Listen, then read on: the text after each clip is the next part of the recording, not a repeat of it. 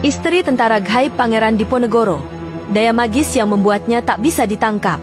Di balik riuhnya Perang Jawa, 1825-1830, salah satu perang terbesar yang pernah mengguncang tanah Jawa melawan penjajahan Belanda, tersembunyi sebuah kisah yang jarang diungkap. Kisah ini tak hanya soal strategi militer atau semangat patriotik, tetapi tentang kekuatan yang melampaui batas logika manusia. Di antara kabut peperangan itu, nama Pangeran Diponegoro bersinar bukan hanya sebagai pemimpin pemberontakan, melainkan sebagai sosok yang konon diselimuti kekuatan gaib dan dilindungi oleh pasukan tak kasat mata. Darah raja dan takdir spiritual. Diponegoro lahir sebagai bendara Raden Mas Mustahar pada 11 November 1785 di Yogyakarta, putra dari Sultan Hamengkubuwono III. Namun, sejak kecil, ia memilih hidup sederhana di Tegalrejo dan menjauhi kemewahan keraton. Ia lebih tertarik pada dunia spiritual, mendalami ilmu agama, dan menyepi di lereng gunung serta gua-gua keramat. Beberapa sumber menyebutkan bahwa Pangeran Diponegoro telah lama menerima petunjuk bahwa dirinya akan menjadi pembawa perubahan besar bagi tanah Jawa. Dalam Babat Diponegoro, beliau menuliskan bahwa wahyu kenegaraan turun padanya melalui mimpi dan petunjuk gaib, bahwa ia adalah titisan pemimpin besar yang akan menumpas kezaliman. Awal pemberontakan dan tanda-tanda aneh. Perang Jawa meletus pada tahun 1825, dipicu oleh kekecewaan Diponegoro terhadap pemerintah kolonial Belanda yang semakin mencampuri urusan keraton dan rakyat. Namun, perang ini tak berjalan seperti perang biasa. Para prajurit Belanda mulai melaporkan hal-hal aneh di medan tempur. Beberapa prajurit Belanda mengaku melihat pasukan bersorban putih melayang di udara, membawa tombak bercahaya.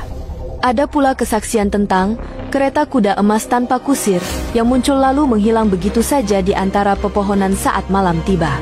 Bahkan, pernah ada kisah tentang satu kompi tentara Belanda yang mengepung sebuah kamp Diponegoro, namun saat fajar menyingsing, yang mereka temukan hanyalah lahan kosong yang basah seperti baru saja dilintasi hujan.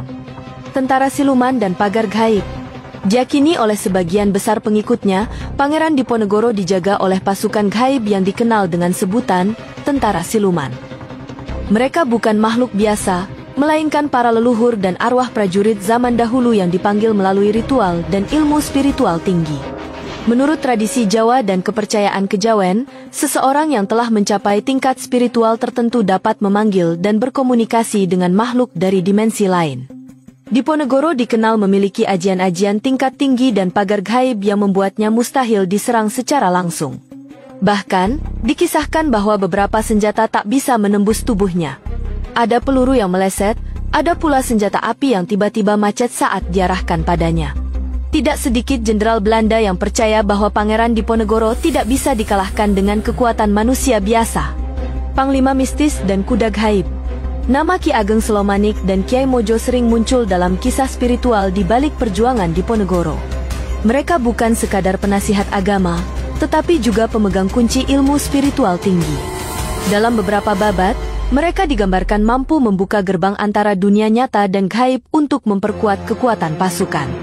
Pangeran Diponegoro juga dikisahkan memiliki kuda gaib bernama Kiai Gentayu, seekor kuda berwarna hitam yang konon bisa melaju secepat angin dan menghilang dalam sekejap. Banyak saksi menyebutkan mereka melihat pangeran melarikan diri dari kepungan dalam kondisi tak masuk akal, seolah ditelan kabut atau menembus tembok. Ditangkap bukan karena perang, tapi pengkhianatan. Setelah 5 tahun bertempur tanpa bisa ditaklukkan secara militer, Belanda akhirnya menggunakan tipu daya. Pada 28 Maret 1830, Diponegoro diundang berunding di Magelang. Namun alih-alih perundingan, itu adalah jebakan. Ia ditangkap secara licik oleh Jenderal de Kock. Banyak yang percaya bahwa tidak ada kekuatan apapun yang bisa menangkap Pangeran Diponegoro kecuali dengan pengkhianatan, karena kekuatan gaibnya hanya bisa dilumpuhkan bila ia menginjak tempat yang telah dinetralkan dengan ritual tertentu. Setelah ditangkap, Diponegoro diasingkan ke Makassar hingga wafatnya pada 8 Januari 1855. Namun, konon arwah dan pasukannya masih menjaga tanah Jawa hingga kini. Jejaknya tak pernah hilang. Di Yogyakarta, banyak lokasi keramat yang diyakini sebagai titik pemusatan kekuatan Pangeran Diponegoro. Salah satunya adalah Goa Selarong, tempat beliau bertapa dan mengatur strategi. Masih banyak orang datang ke sana, berdoa, bahkan bermeditasi untuk mencari petunjuk.